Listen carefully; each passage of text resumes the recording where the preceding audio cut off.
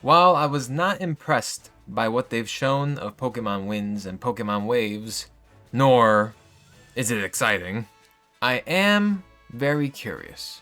I'm curious about the region, the new Pokemon, and especially the new legendaries. The title legendaries, the box legendaries.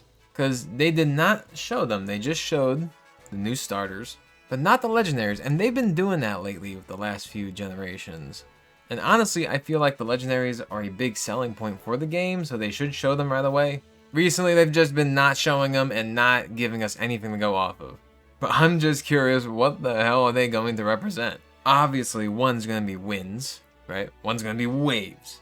So I would think the winds legendary will have something to do with the winds. And the wave one will have something to do with the waves.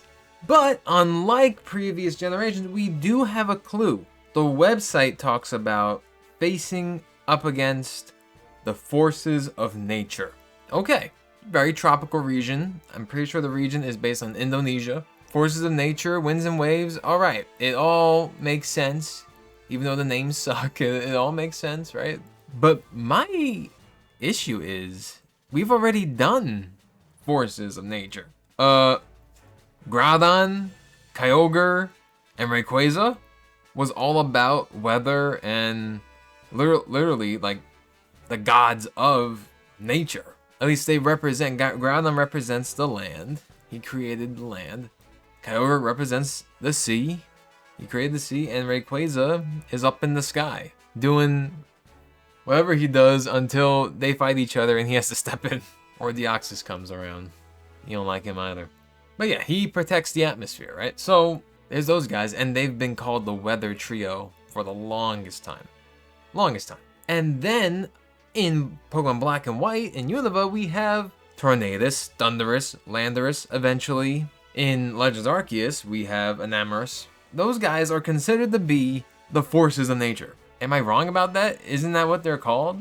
Like, they literally control the weather. Tornadus is rapid winds, Thundurus is thunderstorms, and Landorus is sand, and Enamorus, I guess, is like, I don't know, springtime.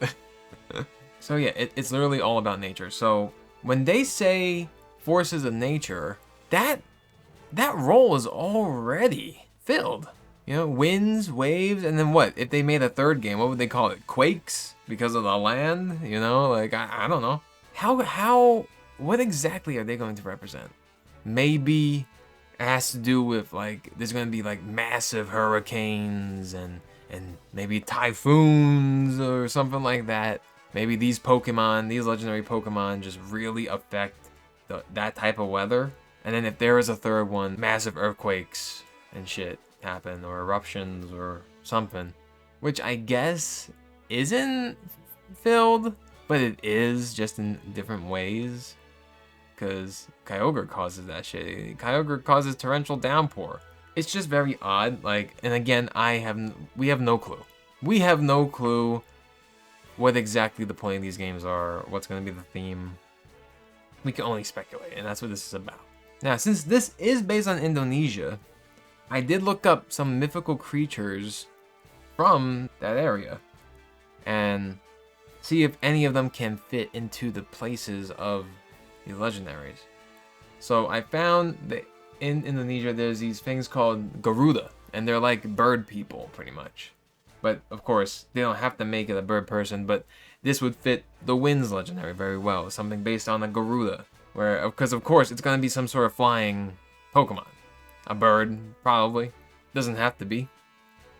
Probably is. And then as for like oceans stuff, I found like there's things called Nagas. A Naga is like a serpent dragon that protects the sea or something like that. Yeah, you know, we've had serpents before, Rayquaza, serpent dragons, but they can make it look unique enough so that it would make sense for a water legendary. And then there's this really interesting creature called a Lembuswana? I don't know. And it's like a mix between like a lion, an elephant trunk, and eagle wings, and fish scaled bodies and tail and stuff. Like, so it's like it's a mix of everything. These things look very odd. It could be a cool third legendary if they were to do that. Something that just embodies everything. And then there is that one scene in the trailer where in the clouds you see like this little serpent thing, you know? I don't know what it's supposed to be. People are assuming it's a tease to a legendary. I assume that's what it is. I mean, I don't know what the hell else it could be. Unless there's like some sort of airship. Maybe the villains have like an airship or something, which could be cool. I think that would be cool. They have like a sky base, but the villains have sucked in recent games. So again, I want to have hope for it, but I don't trust Game Freak, man. I really don't. I'm just really trying to find a place for these legendaries.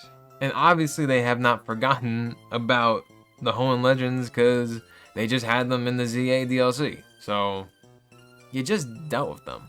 And another game that has an interesting plotline is Pokopia.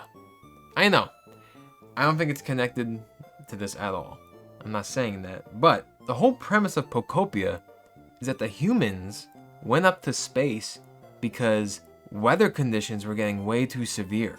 Conditions that they could not survive in or control, and they were rampant. What if, though, they are kind of teasing the Winds and Waves legendaries? What if the Winds and Wave legendaries going rampant is the cause of Pokopia's apocalyptic world? I thought about that. I'm like, that could be very interesting. Like, just as like a little, like, you know, Easter egg. And the whole point of Winds and Waves is you're trying to prevent those legendaries from destroying the world. Though I don't know why other legendaries wouldn't try to stop those legendaries. And I'm not saying the legendaries are gonna be evil or something. No. I'm just saying they just go rampant for whatever reason. Maybe the villains, you know, do what villains do, anger it and whatever. Yeah, like what happened with Groudon and Kyogre. I don't know. I would just hate for new legendaries to be wasted, because honestly, Koraidon and Miraidon, what a waste. What a waste. Like, honestly, like they're just past and future forms of Cyclizar. One that just doesn't make sense. Like, what? That's it? Come on, man. And then Zamazenta and Zacian, they're just the two wolf heroes of the region. Okay, you know, like again, they don't have an important role to play in the Pokemon world as a whole. Like, at least Solgaleo and Lunala had that. The Emissary of the Sun and the Emissary of the Moon. Okay, like, yes, they actually play a role. Gen 8, Gen 9, the legendaries didn't play any role. So, and then I don't even know if you can even consider Koraidon and Miraidon legendary. Knowing where they come from, you know, it's like, can you even consider that? It would have made much more sense if there was a present version of Koraidon and Miraidon that is the in-between between them. It would have made much more sense, but hey, those games suck, so what are you gonna do? Because, come on, let's be honest, guys, like, one of the most interesting and best parts of Pokemon is the lore with the legendaries, like, seeing how they fit into the world. I love how Pokemon takes certain concepts like time and space and truth and ideals and life and death, the land, the sea, and makes legendaries connected to them. There are these like creatures, very powerful Pokemon that have helped create this world, because that's the whole point, right? Like, Arceus created the universe. That's what humans think anyway. And it just connects so well to mythology in our world, which is also something that's just very cool to me anyway.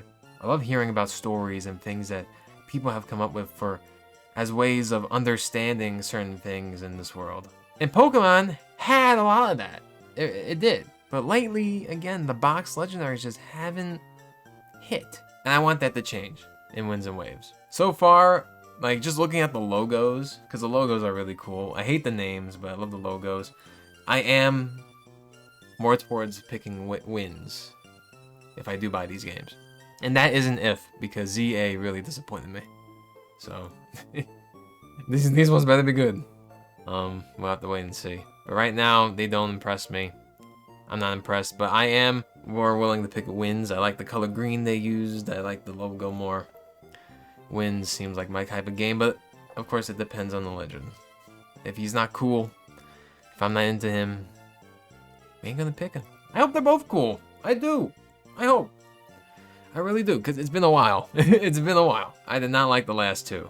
2 wolves and 2 iguanas, like, come on, man. Get more creative. I also hope that they are actually different species of animal. Like, they're based off different things, because it only makes sense, because one's in the sky and one's in the sea, so they better be different. There's no reason for them to be the same. I just don't want these legends to be wasted on recycled material, and I want them to actually come up with something unique for them, and that actually plays a part in the Pokemon world as a whole. Let me know what you guys think the legendaries might represent. Tell me your thoughts on Winds and Waves as a whole, and if the legends suck and have no major role, well, that really blows.